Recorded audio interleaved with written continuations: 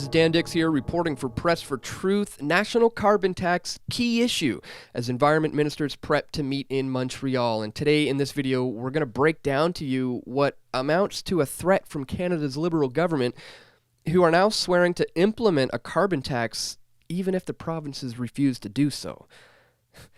This is one of those election campaign promises that Trudeau is actually keeping. But it's not just a simple carbon tax. Environment Minister Catherine McKenna said that BC and Alberta are going to have to raise their prices on carbon in order to be a part of this Canada-wide strategy to deindustrialize the nation.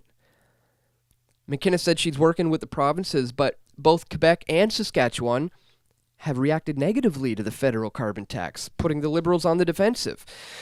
Quebec has a cap-and-trade system. It works well. It's a different system. The cap needs to be lowered so we can have less emissions. With a tax like we have in Alberta and BC, it has to be raised. And I'm working with everybody. Yeah, working or dictating. I'm not really sure what the difference is here. And in a clear doublespeak fashion, McKenna says, it's up to provinces to decide what they're going to do with the revenues. They know what works for their economies. Yeah, except when what works for their economies is no carbon taxes or no cap-and-trade systems. And Saskatchewan Premier Brad Wall, believe it or not, spoke some truth regarding this announcement. They seem to be doing this at the urging of the United Nations, which they are more concerned about pleasing than they're concerned with the positions of their own provincial governments. And that's really the crux of the Liberal government here. You just become a puppet nation for the United Nations. And no wonder Trudeau is exalted as an international celebrity, where the corporate state media outlets are now painting Canada as a poster child for what these elites would like to see established worldwide. I mean, Trudeau himself said there is no core identity, no mainstream in Canada, and that Canada is the first post-national state. We have an unprecedented immigration policy now that encourages newcomers to embrace their old destructive habits and cultures that eroded any rule of law in their own home countries, which caused them to flee and settle in Canada.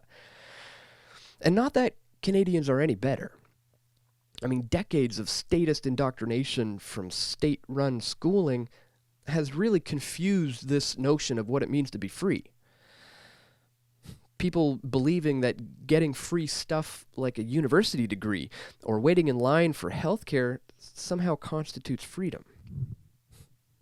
The common and customary law traditions of the West have been completely discarded for a one-size-fits-all system originating from Ottawa. And a national carbon tax is just the latest in this never-ending series of power grabs and centralization. Pollution is a property issue. You know, you used to be able to take polluters to court, but in the late 19th century, as part of the start of the progressive era, politicians overruled the courts all for supposedly the public good. So even if you were actually a manufacturer who wanted to clean your industrial output, you would have been at a competitive disadvantage because there were others who didn't have to worry about preventing any pollution. And besides, even if we accept the state's lies about climate change and the causes of it, Canada is a carbon sink. We have acres and acres of forests that absorb CO2 from the atmosphere. And of course, there is no actual proof that carbon taxes have any influence on the temperature of the planet. We have no reason to believe that they will, even if we accept the state's lies as truth. And meanwhile, Trudeau and his cronies are flying around in private jets on the taxpayers' dime. They're spending exorbitant amounts of money that they obviously didn't earn themselves. And never mind that the Bank of Canada's destructive low interest rate policies right now are incentivizing producers to use scarce resources for short-term gain. So instead of building a civilization that is going to last for centuries, we're building houses and condos that nobody can afford, with resources that are only being utilized now because credit is cheap. So we're literally squandering the resources of future generations. And while Trudeau is dragging his feet with cannabis legalization, we have hemp farmers out there who are completely forbidden from either using the entire plant, or there's entrepreneurs out there who are forbidden from innovating on all of hemp's potential. So anyone who thinks that big government policy of carbon taxes and cap and trade is going to do anything but line the pockets of the elite are seriously delusional. And you don't even have to accept any so-called conspiracy theory about global warming. I mean, you can swallow the CO2 Kool-Aid hook, line, and sinker and still come to the same conclusion. Carbon taxes and environmental regulations won't do anything but deindustrialize the nation, and therefore destroying civilization.